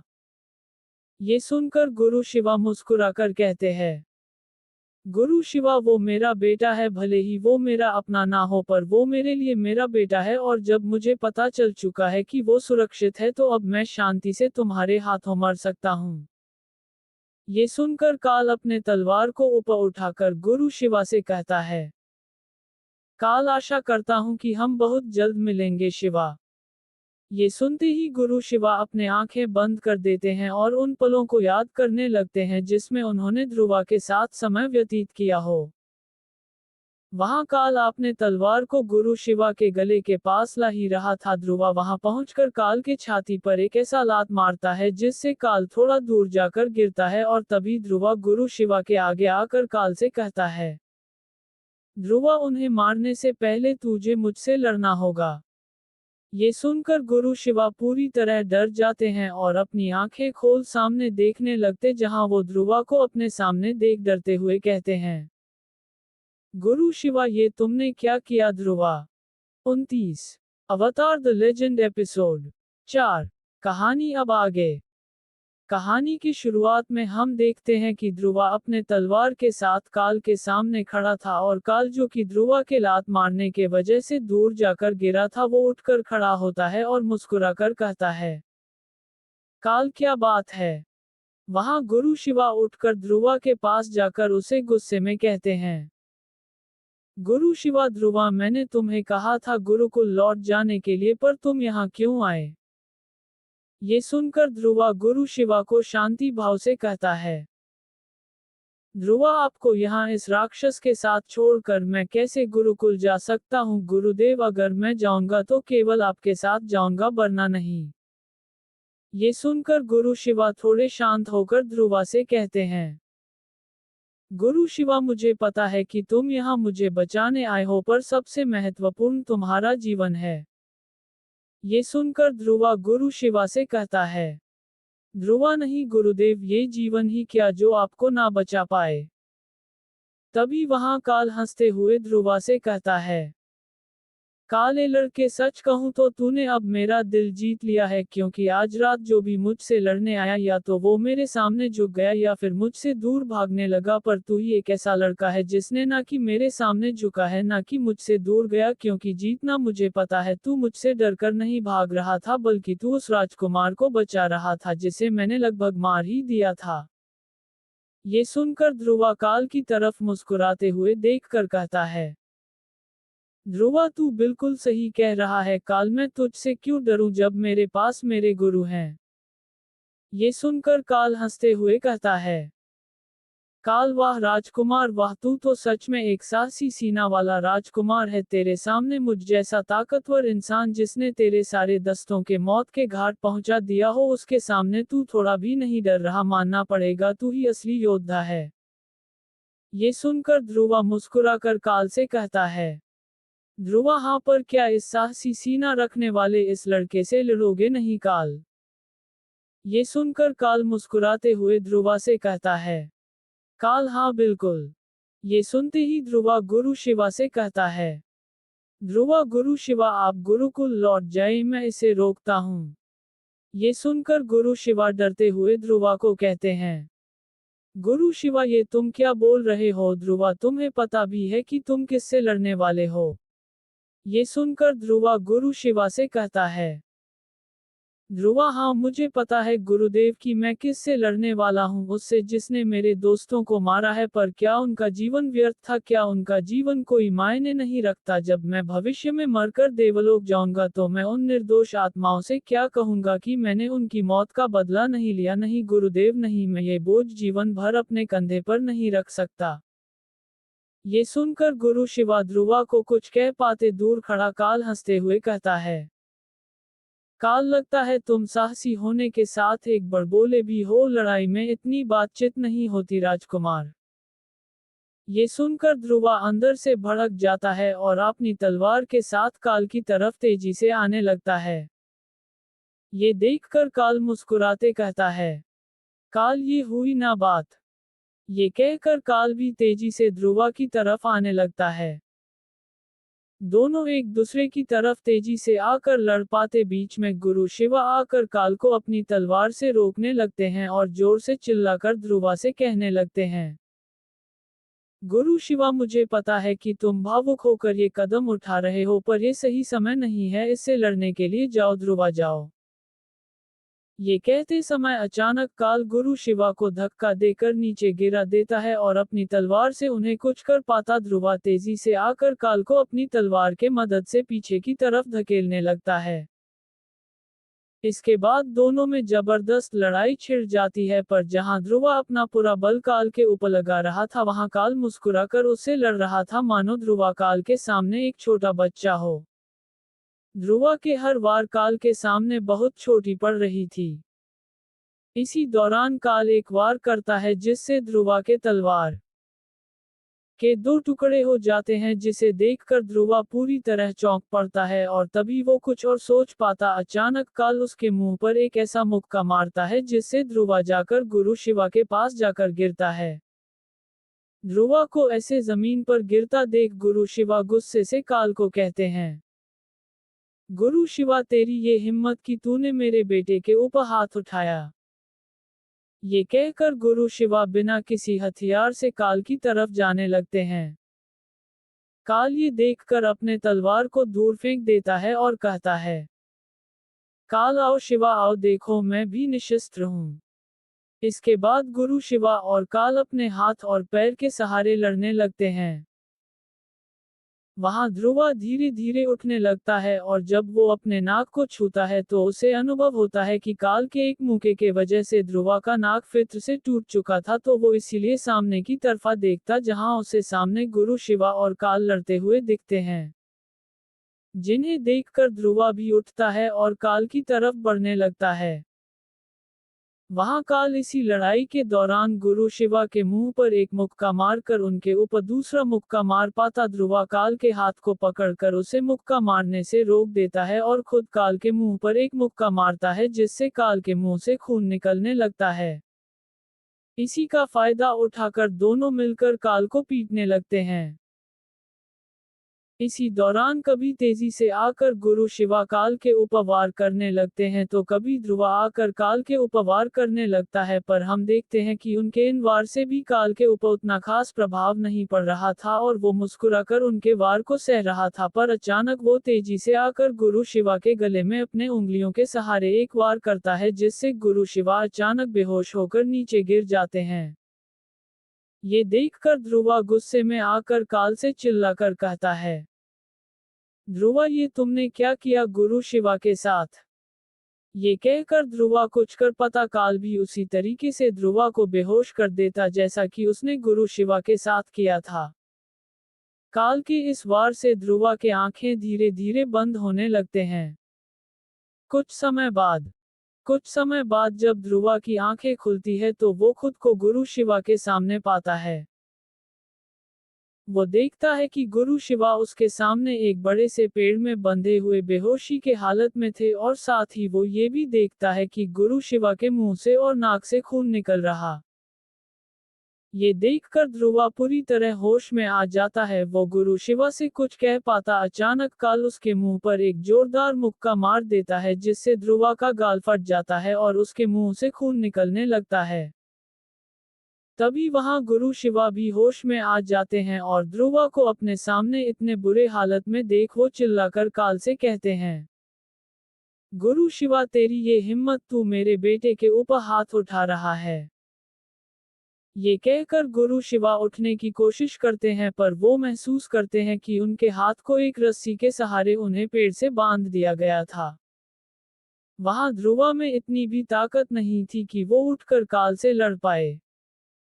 ध्रुवा को ऐसी हालत में देख काल हंसते हुए ध्रुवा से कहता है, काल हा हा हा, क्या कहा था तूने कि तू मुझे मार देगा, तेरे दोस्तों का बदला लेगा। सच कहूं तो मैं तुझे कब का मार चुका होता, पर क्या करूं, मेरे अंदर एक हिस्सा मुझे बार बार तुझे मारने के लिए मना कर रहा था। आखिर क्यों ये मुझे नहीं पता, पर एक बात तो है कि मुझे तेरे अंदर ना उन राजकुमारों का गंध नहीं आ रहा था। ये सुनकर गुरु शिवा चिल्ला चिल्ला कर काल से कहने लगते हैं, गुरु शिवा तुम सही हो कपिला, ये कोई राजकुमार नहीं है। ये सुनकर काल हैरानी से गुरु शिवा की तरफ देखने लगता है और गुरु शिवा से पूछता है, काल क्या ये कोई राजकुमार नहीं है? पर ये कैसे हो सकता है, क्योंकि जहां तक मुझे याद है गुरुकुल में तो केवल राजकुमारों को ही शिक्षा दी जाती है। ये सुनकर गुरु शिवा कहते हैं, गुरु शिवा हाँ, पर मैंने इसे शिक्षा दिया क्योंकि मैं नहीं चाहता था कि कोई और तुम्हारी तरह बने। ये सुनकर काल मुस्कुराकर कहता है, काल ओ, तो तुम इसी लड़के के बारे में मुझसे कह रहे थे। ये कहकर काल ध्रुवा के चेहरे के पास आकर उसे कहता है, काल तभी मैं सोचूं कि तुम में कुछ तो बात है जिसके लिए मैं तुम्हें तब से नहीं मार पा रहा था। ये कहकर काल एक आधे टूटे हुए घर के अंदर चला जाता है और अपने हाथ में एक तलवार पकड़कर ध्रुवा के पास आता है और मुस्कुराकर कहता है, काल पहले मैंने सोचा कि तुम्हें शिवा के सामने जिंदा जलाकर मारूं, जिससे शिवा खुद ही मर जाएगा, पर तुम तो मेरी ही तरह हो, एक छोटे जाति वाला लड़का हो, इसीलिए मैं एक बार में तुम्हारा गला काट दूंगा, जिससे तुम बड़े आराम से मर सकते हो। ये सुनकर गुरु शिवा पूरी तरह चौंक जाते हैं और डरते हुए काल से कहते हैं, गुरु शिवा ये तुम क्या कह रहे हो कपिला, ये कोई राजकुमार नहीं है, फिर भी तुम। ये सुनकर काल मुस्कुराकर कहता है, काल हाँ, मुझे पता चल चुका है कि ये कोई राजकुमार नहीं है, पर फिर भी यह तो एक गुरुकुल का ही ना, तो अगर मैं इसे इस नतीजे पर छोड़ दूं और जाने दूं तो मेरे उस वचन का क्या होगा। ये सुनकर गुरु शिवा रोते हुए काल से कहते हैं, गुरु शिवा तुम ये कैसे कर सकते हो कपिला, क्या तुम्हारे अंदर थोड़ी भी इंसानियत नहीं बची। ये सुनकर काल जोर जोर से हंसने लगता है और कहता है, काल इंसानियत वो तो उसी दिन मर गया था जिस दिन मेरे आंखों के सामने मेरे अपने राख बन गए थे, और तुम बात करते हो इंसानियत की, तो ठीक है मैं एक मौका देता हूँ इस लड़के को जीने के लिए। ये सुनकर ध्रुवा काल की तरफ देखने लगता है, जिसमें हम देखते हैं कि ध्रुवा की मुंह से खून निकल रहा था और उसके बाएं आंख थोड़ी फूल गई थी। तभी काल ध्रुवा से कहता है, काल मैं तुझे एक मौका दूंगा यहाँ से जिंदा जाने के लिए, ठीक है तो ये बता कि तू मारेगा या फिर तेरा गुरु। ये सुनकर गुरु शिवा चिल्लाकर काल से कहते हैं, गुरु शिवा कपिला तुम मुझे मार दो और दया करके ध्रुवा को यहाँ से जाने दो। तभी ध्रुवा धीमी आवाज में काल से कहता है, ध्रुवा तू मुझे मार दे काल, और गुरु शिवा को यहाँ से जाने दे। ये सुनकर गुरु शिवा चिल्ला चिल्ला कर काल को कहने लगते हैं, गुरु शिवा नहीं काल उसकी बात मत सुन, तू मुझे मार दे। इसके बाद काल मुस्कुराते हुए ध्रुवा से कहता है, काल तुम एक अच्छे योद्धा बन सकते थे लड़के, पर ये तुम्हारी किस्मत है, तुम अभी मारे जाओगे। ये कहकर काल ध्रुवा के गले के पास अपना तलवार रखता है और वो ध्रुवा का गला काटने ही वाला होता है। अचानक एक पत्थर आकर काल के चेहरे पर जा लगाता है, जिसके बाद ध्रुवा और गुरु शिवा देखते हैं कि उनके सामने नीरज अपने हाथों में कुछ पत्थर पकड़े गुस्से भरी नजरों से काल को देख रहा था, और तभी वो चिल्लाकर काल से कहता है, नीरज अगर मेरे भाई को कुछ किया तो मैं तुझे मार दूंगा काल। नीरज को वहां देख ध्रुवा पूरी तरह डर जाता है और नीरज से कहता है, ध्रुवा नीरज तुम्हें यहाँ नहीं होना चाहिए। तभी नीरज चिल्लाकर काल से कहता है, नीरज छोड़ दे मेरे भाई को वरना मैं तुझे खत्म कर दूंगा। तभी हम देखते हैं उस नीरज के मारे हुए पत्थर से काल के बाएं तरफ के आंख के कोने से खून निकल रहा था।